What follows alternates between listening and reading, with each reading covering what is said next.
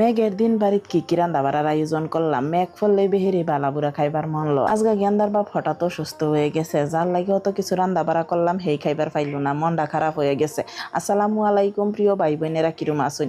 আশা করি যারা জানতে দেখতাছুন ছবি বালাই আসুন। এই 2-4 দিন গরমে যেরম হাই হুতাশ করছিলাম, আল্লাহ এরম বা মেঘ দেহাইরা দুনিয়াটা ঠান্ডাও করে আলছে। প্রত্যেক দিনই রাত কিরা তরহারি অল্প বাসায় থয়ে দেই, সকালে উঠে দুইলা ভাত রান্দা ফুলা ফান্ডে খাওয়াই দাওয়াই আগে স্কুলে ফাটাই দিই, পরে লাহে ধীরে রান্দা বাড়া করি। তো আজকে সকাল আমার জামাই মাংস লইছে, মাংস রানতে তো একটু সময় লাগে, সবকিছু কাটটা বাচ্চা রেডি করে লইতে বহুত সময় জাগা। আমার বোনের লগে ফোনে আলাপ করে কাড়া বাসার কাম শেষ করে আলতাছি। মাংসটা রানতে দেরি হইব দেখিয়া গেছে, তা হাক ফাইরে আনছি। আলু বাইগুন দেহেরে হাক সিদ্ধ করবাম আর হুটকি ভাজ্যা হেরে এটা দিয়ে দুইজনে খাই আলবাম। এই হাক সিদ্ধ যেদিনই করি এদিনে আমি বহুত কমেন্ট পাই, সবাই খালি জিগেন হাক সিদ্ধ কিবা করুন, একদিন রেসিপি দেন যেন।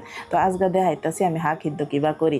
পেঁয়াজ রসুন আর কাঁচামরিচ একটু সেচ্চা লইছি আর আলু বাইগুন দেয়ালছি। এর আগে আমরা বিল্লুরে একটু দেখাই, গেন্দুল তার পছন্দর জায়গাত বয়ে বয়ে মেঘ দেখতাছে। পথের মুহ একটা পাবদা গাছ হইছে, পাবদা গাছের লাগে সনের রান্না করার দেখাই জানা। পেঁয়াজ রসুন কাঁচামরিচ আলু বাইগুন দেহাইরে হলদির গুঁড়া জিরার গুঁড়া পানি দিলাম, অহন জাল হইতে থাক। যেদিনই কই মেঘ ফরতাছে এদিনই কয়েকজন ভাই বোনেরা কইন এনে ভুল আলাপ করুন কি লিগা, মেঘ ফরতাছে এটা কইন কি লিগা।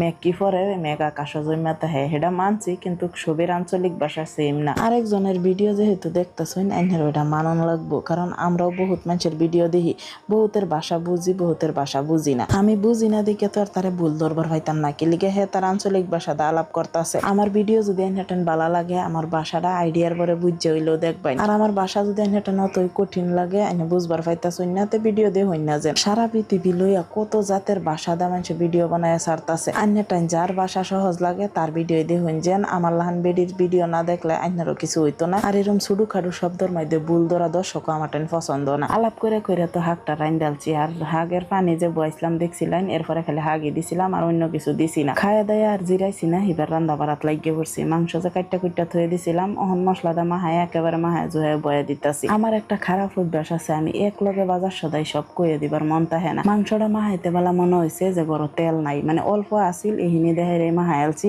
এরপরে আমার জামাইরে দেহাইরে তেল আনাইছি। আমার জামাই যে তেল আইনা দেহাইরাই অসুস্থ হয়ে গেছে, মানে আজকে আমার পেটের মধ্যে বিষ, আর এই বিষের লাগিয়া খাওয়া দাওয়াও করবার পাইছে না। গ্যাস ওভার হয়ে গেছে, লিগেই পেট বিষ করছে। আর বেড়াইনের অসুখ থাকলে ভালো লাগে না, আর যার লাগিয়া রান্না বাড়া করলাম অত কষ্ট করে হেই খাইবার পাইছে না। এক লড়ার মাংস বুনা করছি, আর এক লড়ার মাংস আলুদার রাঁধছি। আলু বেসায় দিছি, আমার ফুলাফানে আলু খাইয়া বালাফা।